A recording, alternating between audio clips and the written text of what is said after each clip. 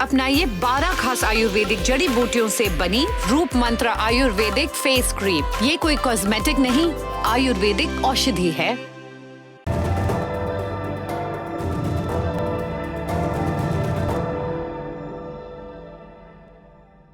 आज की कहानी का एक दूसरा पहलू भी हो सकता था, सुखद, जहां ताकतवर सहनशील हो, अपनी आलोचना से सीखे, जो बिगड़ा है उसे संवारने की कोशिश करे, आपस में बैठकर मसला सुलझाए। लेकिन वो बहरा निकला, आत्ममुग्ध भी। उसे खुद के खुदा होने का गुमा था, सुनने के बजाय सुनाने में ज्यादा यकीन था।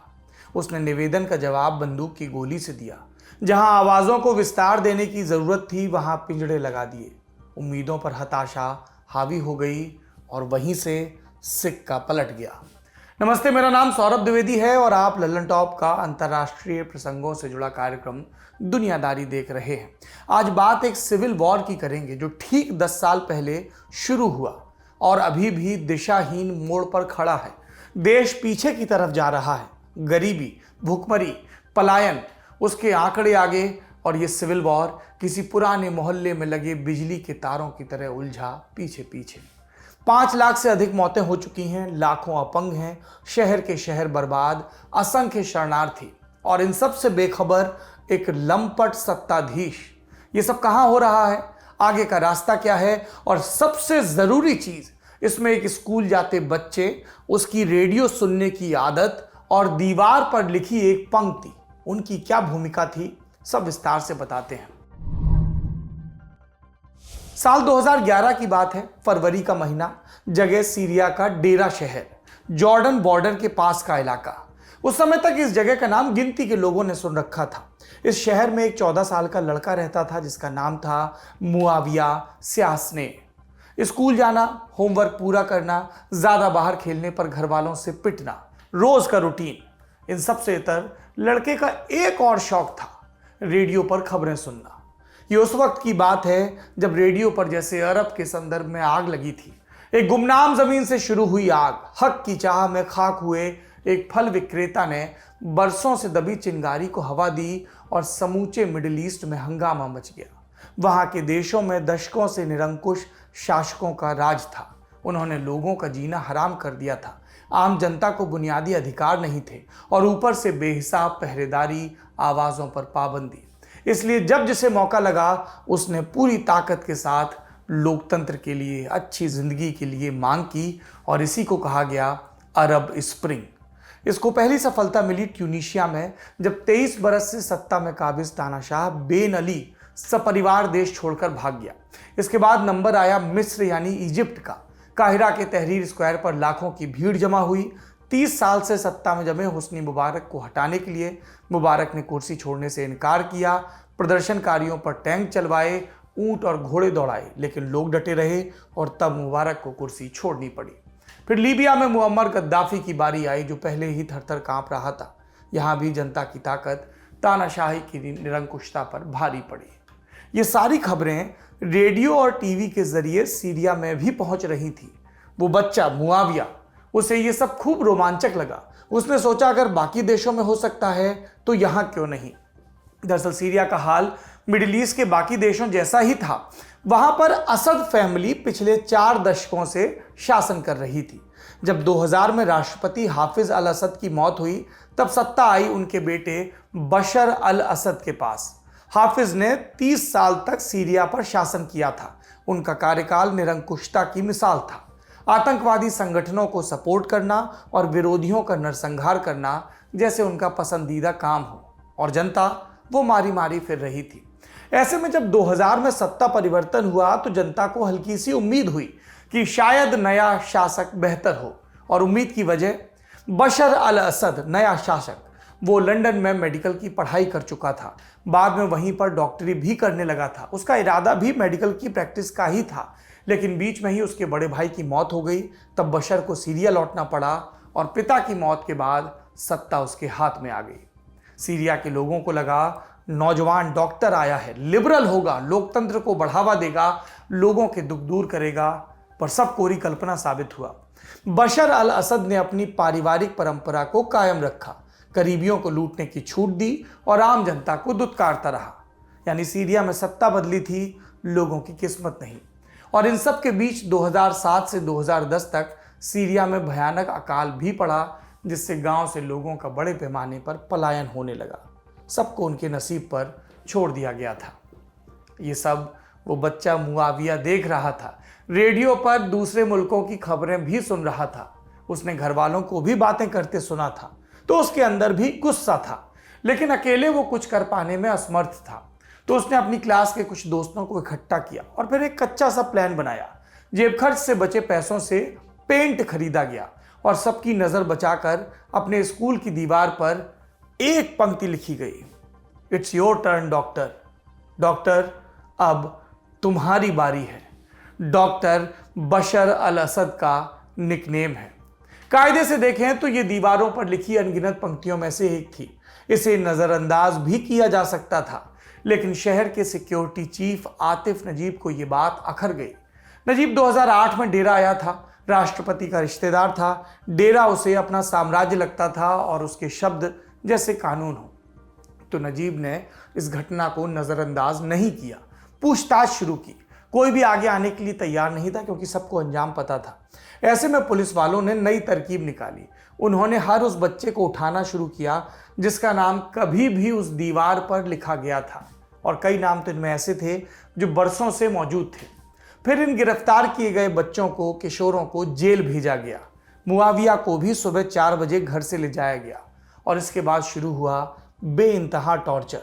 नंगा करके उल्टा टांगा गया, लाठियां बरसाई गईं, बेहोश होने तक पीटा गया और उनके नाखून उखाड़ लिए गए। ये सब 6 हफ्तों तक चला। जब बच्चों के घर वाले पुलिस स्टेशन जाते तो उन्हें डरा धमकाकर वापस भेजा जाता। जब वो जिद करते तो पुलिस वाले जानते हैं क्या कहते, अपने बच्चों को भूल जाओ, अगर बच्चे चाहिए तो और पैदा कर लो, और नहीं कर सकते तो अपनी औरतों को हमारे पास भेज दो। पुलिस वालों के इस रवैये ने लोगों को भड़का दिया।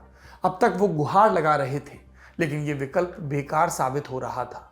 ऐसे में मार्च 2011 में लोग सड़कों पर उतर आए। उन्होंने असद सरकार का खुलकर विरोध शुरू कर दिया। पुलिस ने प्रदर्शनकारियों पर बल प्रयोग किया, कुछ को गिरफ्तार किया, लेकिन इससे स्थिति और खराब हो गई। पुलिस विरोध को जितना दबाने की कोशिश करती, उतनी ही तेज रफ्तार से ये फैलता। फैलते फैलते ये राजधानी दमिश्क, रक्का और अलेप्पो जैसे बड़े शहरों में भी पहुंच गया। इस बीच डेरा, जहां से कहानी शुरू हुई थी, वहां कुछ सरकारी लोग आए, असद सरकार के नुमाइंदे। शहर के बुजुर्गों से बात की और ऐलान किया सब बच्चों को रिहा कर दिया जाएगा। लेकिन जब ये बच्चे जेल से बाहर आए तो लोगों ने देखा कि ये अपने पैरों पर खड़े नहीं हो पा रहे थे, पूरे शरीर पर जख्म थे। ये देखकर लोगों का गुस्सा और भड़क गया। बशर अल असद ये सब देख रहा था। उसे सत्ता गंवाने का डर था और इसे रोकने के लिए वो किसी भी हद तक जाने के लिए तैयार था। असद ने सेना उतार दी, हिंसा की खुली छूट दी।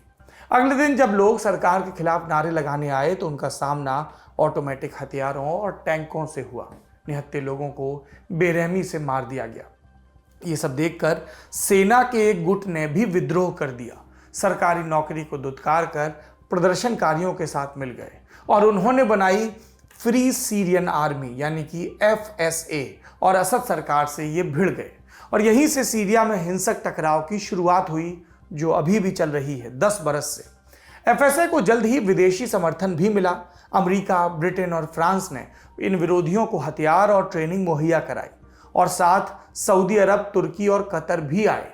लेकिन उनका सहयोग धार्मिक आधार पर ज्यादा था, क्योंकि असद परिवार का ताल्लुक शिया अलावी संप्रदाय से है। अलावी सीरिया में अल्पसंख्यक हैं, इसलिए सुन्नी देशों को, सऊदी अरब को खास तौर पर यह वर्चस्व खलता रहा है।